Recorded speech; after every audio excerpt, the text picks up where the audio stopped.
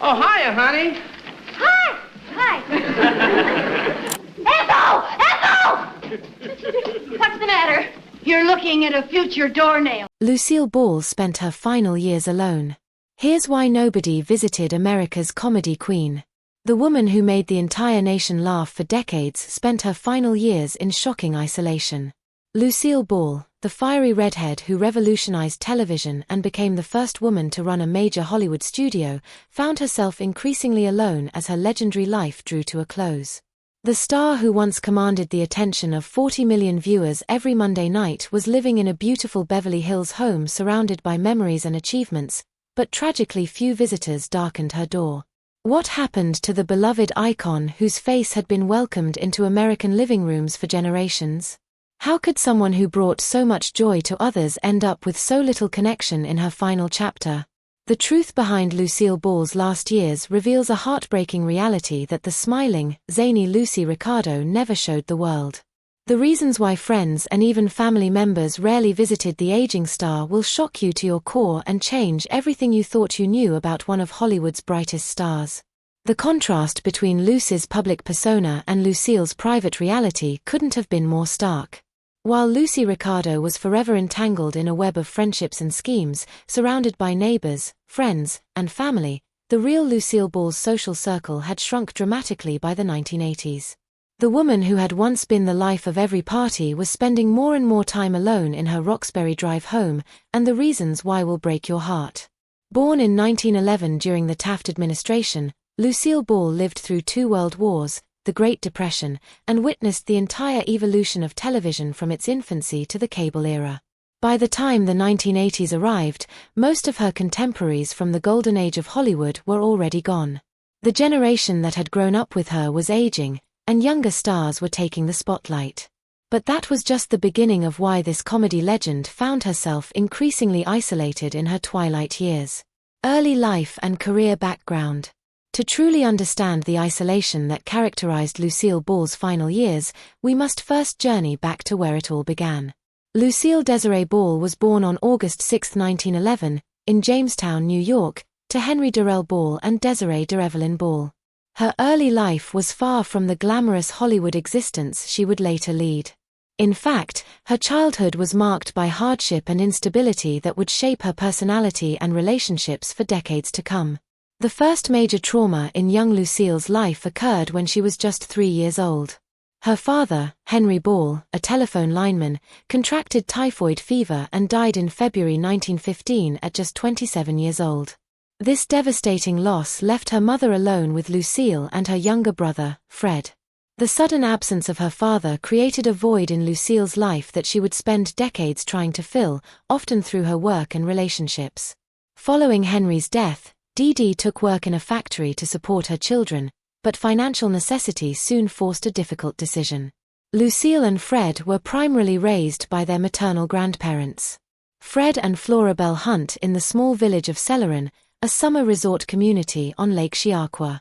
This arrangement, while practical, established a pattern of emotional displacement that would haunt Lucille throughout her life. The grandparents who raised her were strict Methodists, creating a household environment that was disciplined and somewhat austere.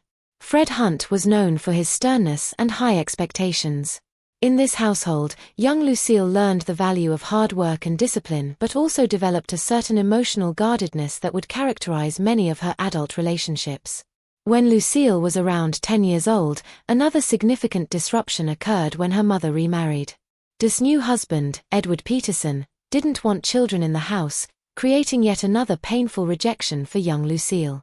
While her mother and stepfather established their new life together, Lucille remained with her grandparents, deepening her sense of abandonment and reinforcing the notion that love and security were conditional and unreliable.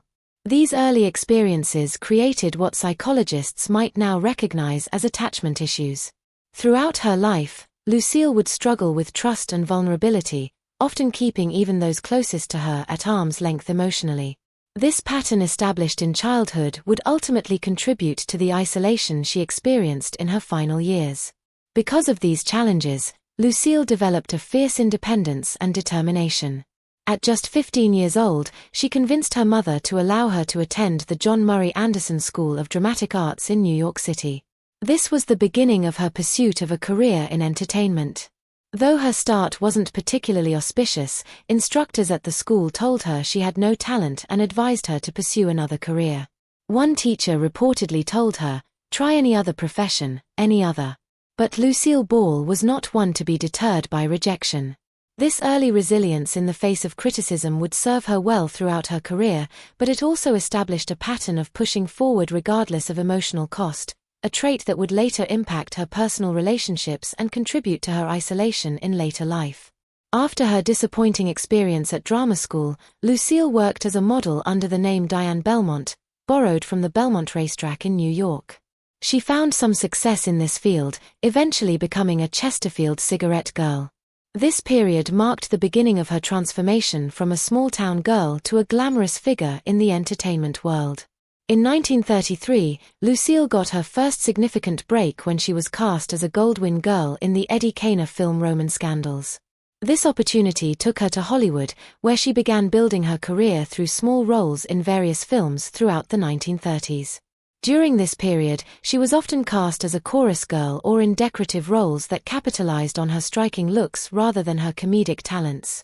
It wasn't until the 1940s that Lucille began to establish herself as a comedic actress.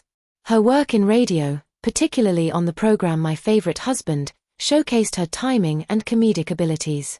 This radio show would ultimately serve as the foundation for I Love Lucy, the television program that would make her a household name across America. Throughout these early career struggles, we see the development of the work ethic and perfectionism that would later define both Lucille's greatest successes and her most challenging personal relationships. She learned early that survival required self-reliance and that success demanded nothing less than excellence. These lessons, internalized in youth and reinforced throughout her early career, laid the groundwork for the complex dynamics that would characterize her relationships later in life. By understanding these formative experiences, we can begin to see how the seeds of Lucille Ball's eventual isolation were planted long before she became America's most beloved redhead. The abandonment and rejection she experienced in childhood created deep-seated insecurities that no amount of fame or success could fully heal. Her extraordinary achievements in television and business were in many ways built upon these very insecurities, a drive to prove her worth in a world that had often made her feel unwanted. The Desessi years. Perhaps no relationship in Lucille Ball's life was more significant or more complex than her marriage to Desi Arnaz. Their partnership, both romantic and professional, would transform television forever and create an empire. Yet beneath the surface of this seemingly perfect union lay tensions and challenges that would ultimately contribute to Lucille's isolation in her later years. Lucille met Desiderio Alberto Arnaz Ide Archer III, known professionally as Desi Arnaz, in 1940 while filming the RKO musical Too Many Girls. Desi, a Cuban-born musician and band leader, was 6 years younger than Lucille and represented everything exciting and different from her structured upbringing.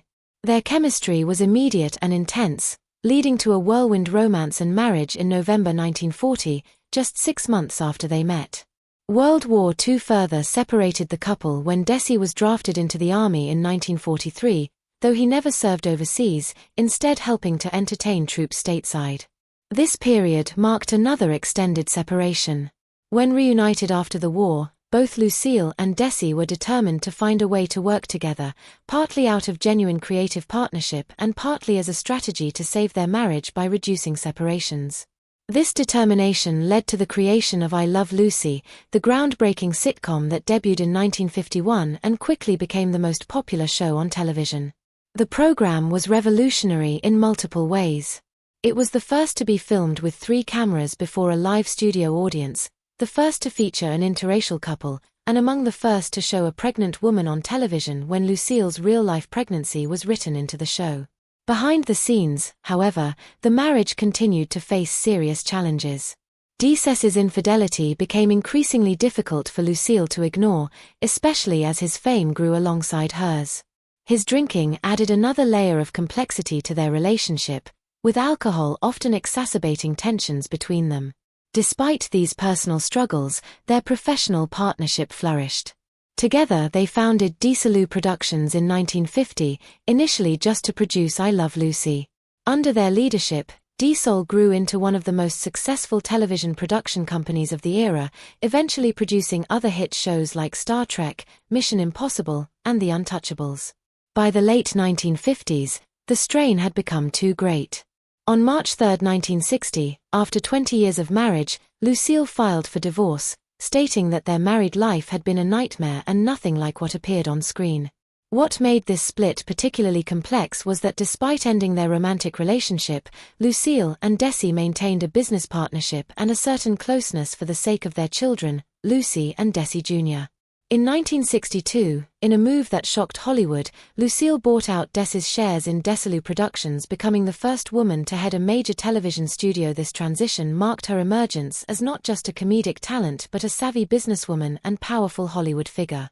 The end of her marriage to Desi created patterns that would influence Lucille's later relationships and ultimately contribute to her isolation in her final years.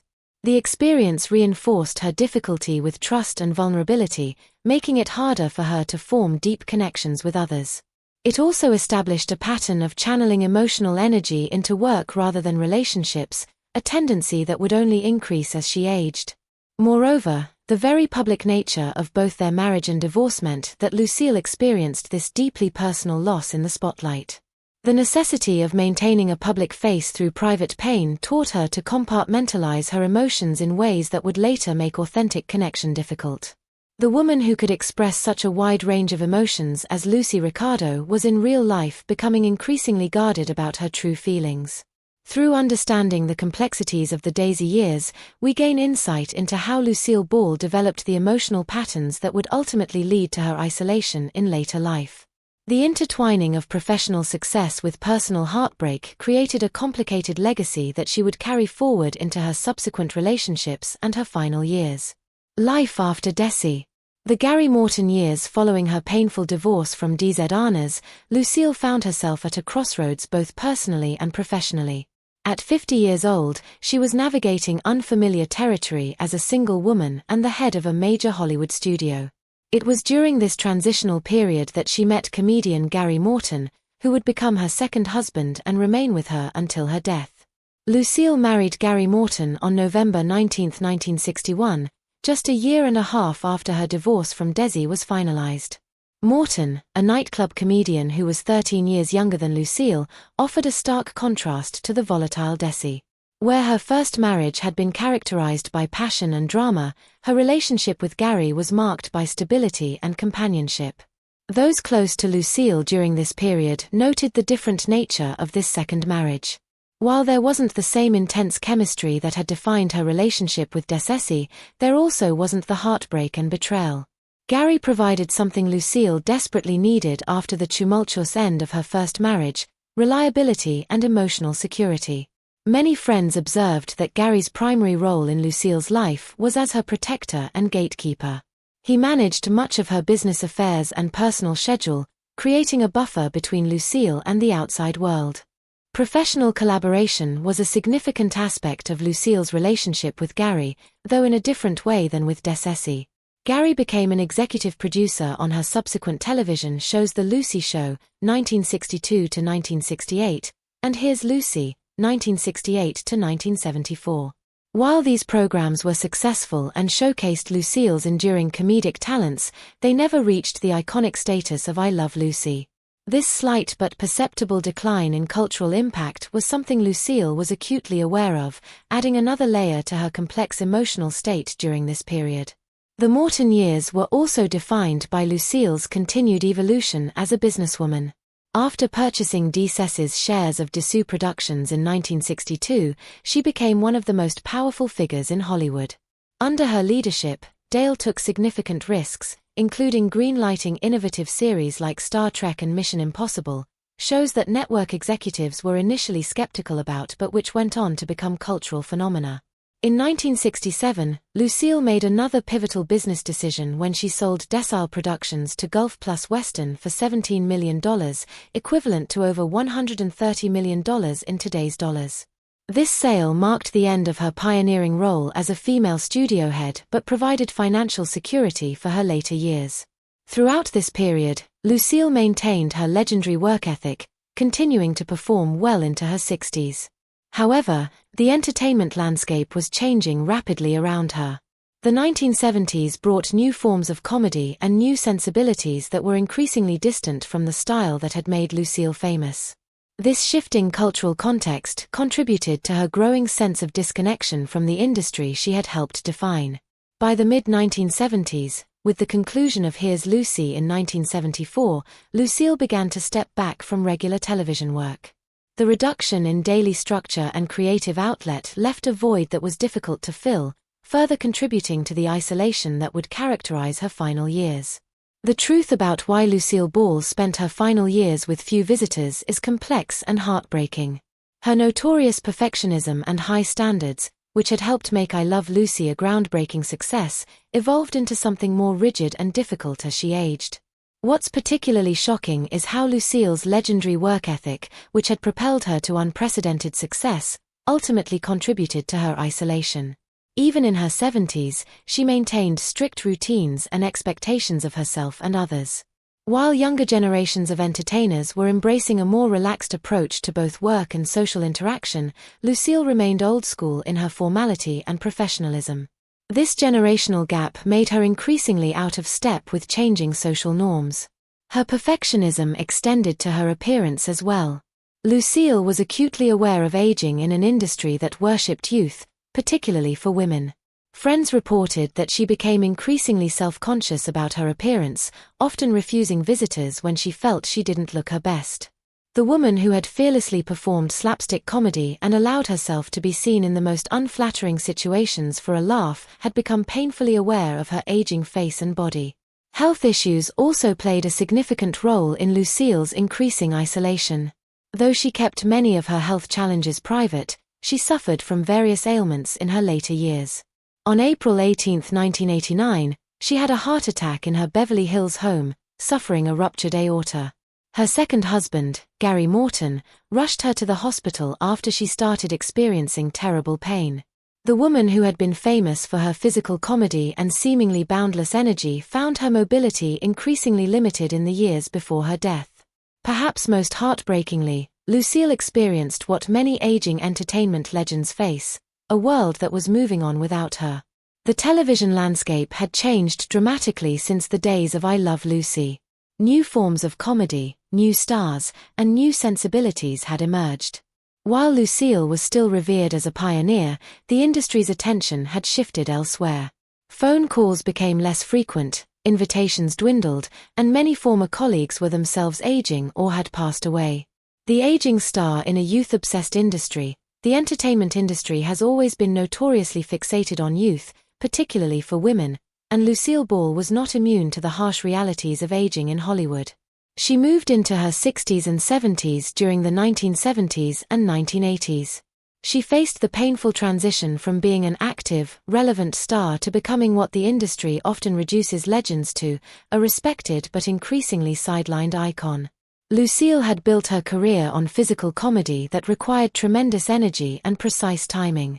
Her performances as Lucy Ricardo often involved slapstick routines that were physically demanding.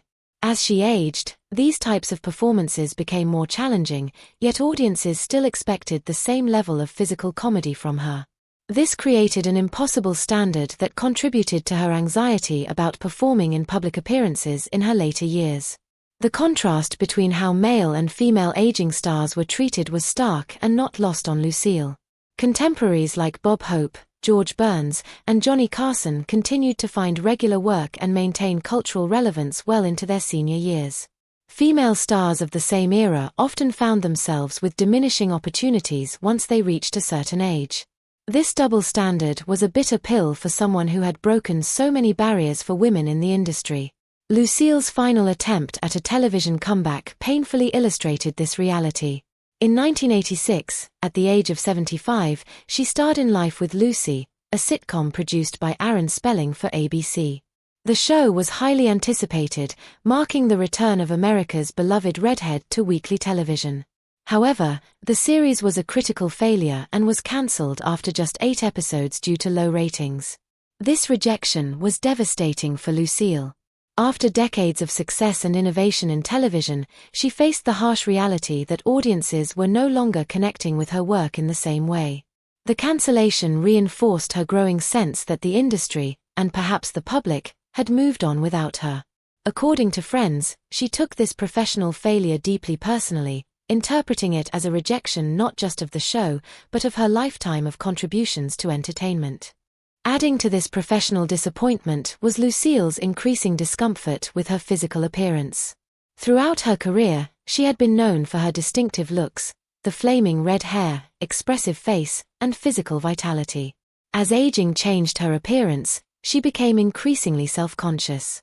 Friends noted that she would often cancel plans if she felt she wasn't looking her best, which happened with increasing frequency in her final years.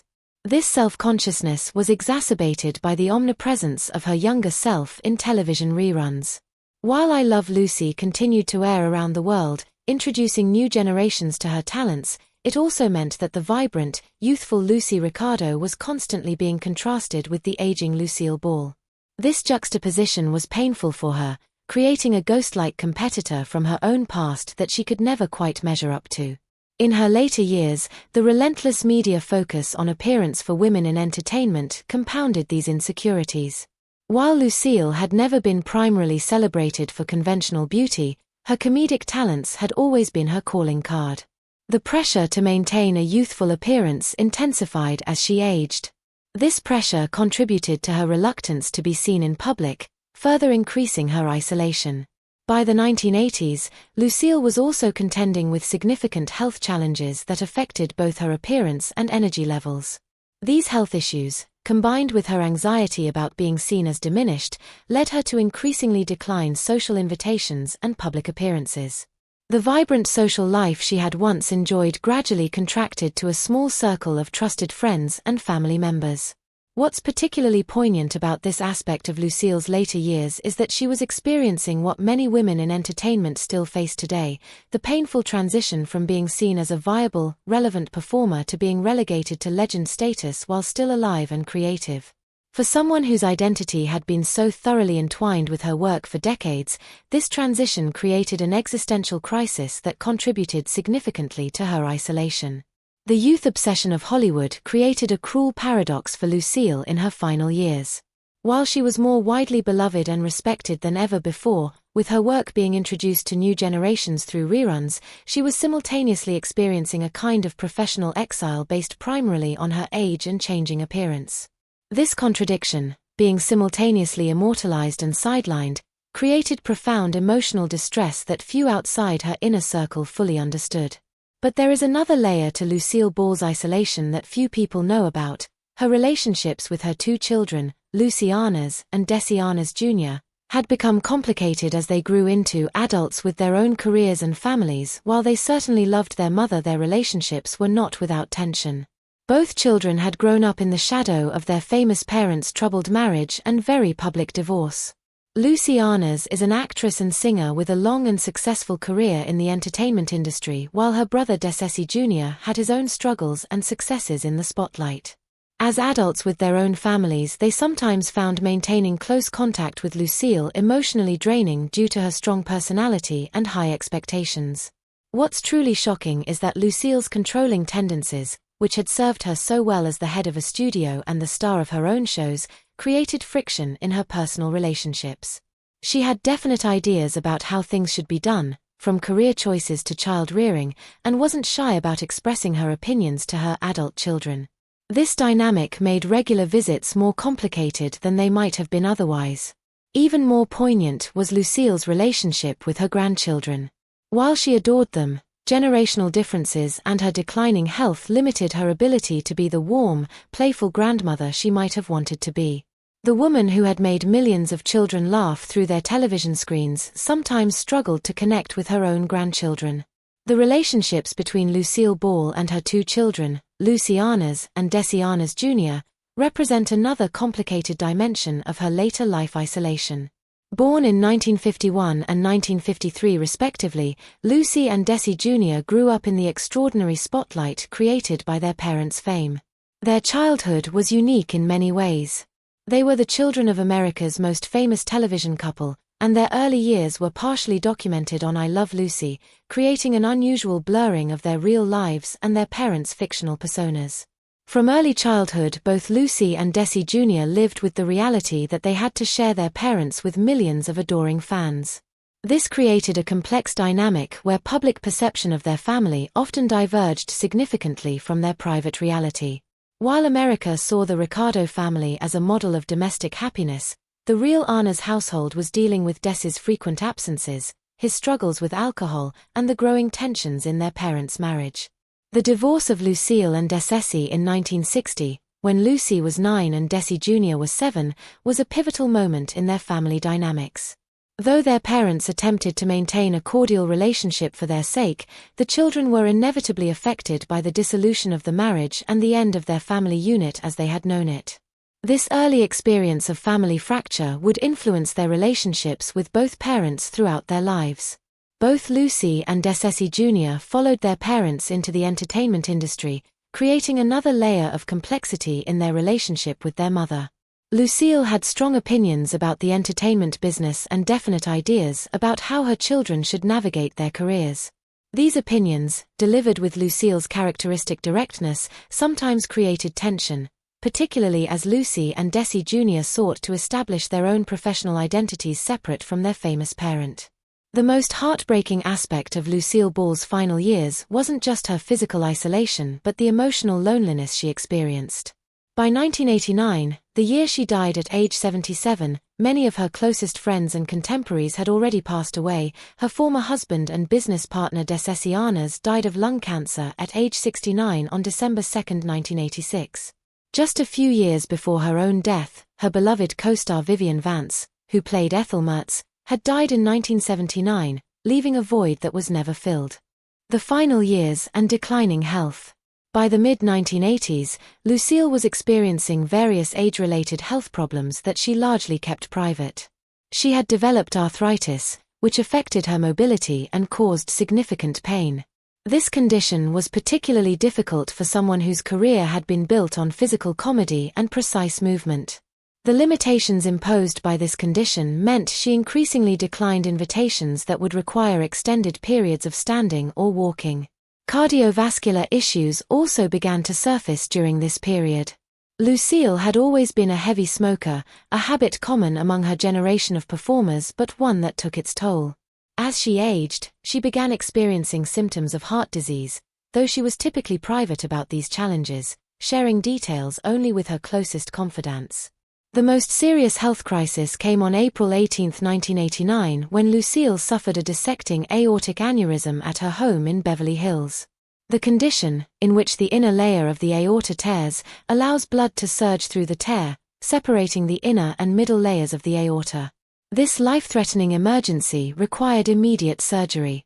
Her second husband Gary Morton rushed her to Cedars-Sinai Medical Center after she complained of severe chest pain radiating to her back. However, a week later on April 26, while still in the hospital, she suffered a second aortic rupture and passed away at the age of 77. The news of her death sent shock waves through Hollywood and across America, where generations of fans mourned the loss of one of television's greatest stars. Legacies and lasting impact. While Lucille Ball's final years were marked by a certain isolation, her enduring legacy and impact on entertainment and American culture provide a counterpoint to this melancholy narrative. Few figures in entertainment history have left such an indelible mark, and the continued relevance of her work decades after her death speaks to the timeless quality of her talent and vision. Lucille's revolutionary impact on television cannot be overstated. I Love Lucy established conventions for the sitcom format that continue to influence television production today. The three-camera setup with a live studio audience that she and Desi pioneered became the industry standard for decades. Her willingness to portray pregnancy on television at a time when even the word pregnant was considered too explicit for broadcast demonstrated a courage and determination to reflect real-life experiences that was well ahead of her time. As a businesswoman, Lucille broke barriers that had previously seemed impenetrable for women in Hollywood. When she bought out Desi's shares in Desilu Productions in 1962, becoming the first woman to head a major Hollywood studio, she shattered a glass ceiling that paved the way for future generations of female executives. Under her leadership, Iselu took risks on innovative programming that other studios rejected, including Star Trek and Mission Impossible, shows that went on to become cultural landmarks and spawn multi-billion-dollar franchises. Lucille's comedic legacy is equally significant. She redefined what female comedians could do on screen, embracing physical comedy with a fearlessness that challenged the more demure expectations for women entertainers of her era. Her willingness to look ridiculous for a laugh, to distort her face, adopt bizarre costumes, or throw herself completely into slapstick routines expanded the possibilities for all female comedians who followed her from Carol Burnett to Tina Fey. Generations of comedians have cited Lucille Ball as a primary influence and inspiration. The global and multi-generational appeal of I Love Lucy represents perhaps the most remarkable aspect of Lucille's legacy. While many hit shows fade from cultural relevance within a decade or two of their original broadcast, I Love Lucy has maintained its popularity across generations and cultures. The show has been translated into dozens of languages and continues to air in more than 80 countries around the world. Young viewers who have no context for the 1950s era in which it was produced still connect with the fundamental humanity and humor of Lucy Ricardo's adventures. This continued relevance created a unique situation in Lucille's final years. While she was experiencing personal isolation, her cultural impact was undiminished and even growing. New generations were discovering her work through syndication, creating fresh waves of appreciation for her genius even as she withdrew from public life. This dichotomy between her personal experience and her public legacy adds a bittersweet dimension to the story of her final years. Lucille's influence extends beyond entertainment into the broader culture. She broke ground not just as a female comedian and executive but also through her portrayal of an interethnic marriage at a time when such relationships were still controversial in American society. The Ricardo household, with its Cuban-American husband and American wife, normalized a type of family that was rarely seen in mass media of the era. While the show didn't explicitly address issues of ethnic identity or prejudice, its matter-of-fact presentation of Ricky and Lucy's marriage quietly challenged prevailing attitudes. Following her death, Lucille's legacy has been honored in numerous ways that reflect her towering influence. In 1989, she was posthumously awarded the Presidential Medal of Freedom by President George H. W. Bush, who declared her a gifted comedian who transformed television for decades to come. The Lucille Ball Desianas Museum in her hometown of Jamestown, New York, attracts thousands of visitors annually.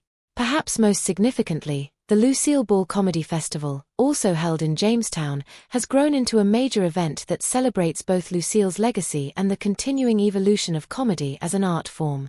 In a fitting tribute to her pioneering role in entertainment, Lucille was featured on a U.S. postage stamp in 2001 as part of the Legends of Hollywood series. In 2002, TV Guide ranked her as the greatest TV star of all time. These honors, along with countless others, demonstrate that while Lucille may have experienced personal isolation in her final years, her connection to the broader culture remained powerful and undiminished. The story of Lucille Ball's enduring legacy provides an important counterbalance to the narrative of her late-life isolation. While her personal world may have contracted, her cultural footprint continued to expand. The laughter she created continues to echo across generations, ensuring that her impact will far outlast the loneliness of her final years. What do you think about the contrast between Lucille Ball's public image and private reality? Have you ever noticed how differently we treat aging entertainers based on gender? Drop your thoughts in the comments below, and if you're fascinated by the real stories behind Hollywood legends, hit that like button and subscribe for more videos that look beyond the glitz and glamour to the human beings behind the fame. Don't forget to hit the notification bell so you never miss our uploads. Thanks for watching and we'll see you in the next video.